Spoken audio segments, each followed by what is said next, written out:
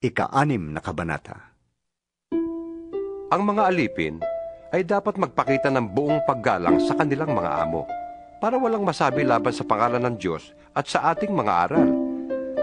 At kung ang kanila namang amo ay kapwa nila Kristiyano, hindi sila dapat magkulang ng paggalang sa mga ito sa dahilang sila'y magkapatid sa pananampalataya. Dapat pa nga nilang pagbutihin ang kanilang paglilingkod sapagkat ang pinaglilingkuran nila ay kaisa sa pananampalataya at pag-ibig. Ituro mo't ipatupad ang mga bagay na ito. Kung nagtuturo ang sino man ng ibang turo, at di sang-ayon sa mga tunay na salita ng Panginoong Hesukristo at sa mga aral tungkol sa kabanalan, siya ay nagyayabang, ngunit walang nalalaman. Sakit na niyang manuligsa at makipagtalo tungkol sa mga salita. Bagay na humahantong sa inggitan, alitan, kutsaan at pagbibintang. Mahilig din siyang makipagtalo sa mga taong liko ang pag-iisip at di kumikilala sa katotohanan. Akala ng mga ganitong tao ay paraan ng pagpapayaman ng relihiyon. Kung sa bagay, malaki nga ang mapapakinabang sa relihiyon kung ang tao ay marunong masiyahan. Wala tayong dalang anuman sa sanlibutan at wala rin tayong madadalang anuman pag-alis dito. Kaya, dapat na tayong masiyahan kung tayo'y may kinakain at may isinusuot. Ang mga nagnanasang yumaman ay nauhulog sa tukso at nasisilo sa bitag ng masasamang hangaring magtutulak sa kanila sa kamatayan at kapahamakan. Sapagkat ang pag-ibig sa salapi ay ugat ng lahat ng kasamaan.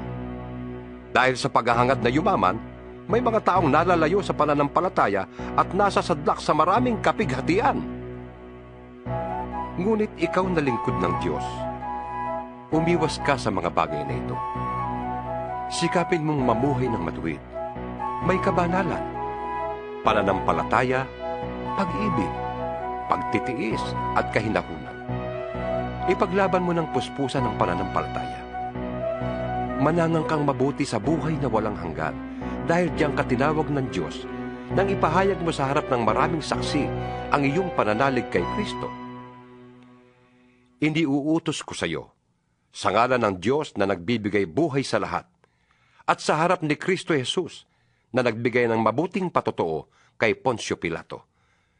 Sundin mong mabuti ng may katapatan ang mga iniutos sa iyo hanggang sa pagbabalik ng Panginoong Hesukristo. Siya'y darating sa panahong itinakda ng mapagpala at makapangyarihang Diyos, Hari ng mga hari at Panginoon ng mga Panginoon. Siya lamang ang walang kamatayan at nananatili sa liwanag na di matitigan. Walang taong nakakita o makakakita sa Kanya. Sa Kanya ang karangalan at kapangyarihang walang hanggan. Amen. Ituro mo sa mayayaman na huwag silang magmamataas at huwag silang umasa sa kayamanang lumilipas, kundi sa Diyos na masaganang nagbibigay ng lahat ng ating kailangan upang tayo'y masiyahan. Turuan mo silang gumawa ng mabuti at magpakayaman sa mabuting gawa. Maging bukas palad at matulungin sa kapwa. Sa gayon, makakapag-impok sila para sa matatag na hinaharap at makakamtan nila ang tunay na buhay. Timoteo, pakaingatan mo ang ipinagkatiwala sa iyo. Iwasan mo ang mga usapang walang kabuluhan at ang likong pangangatwiran.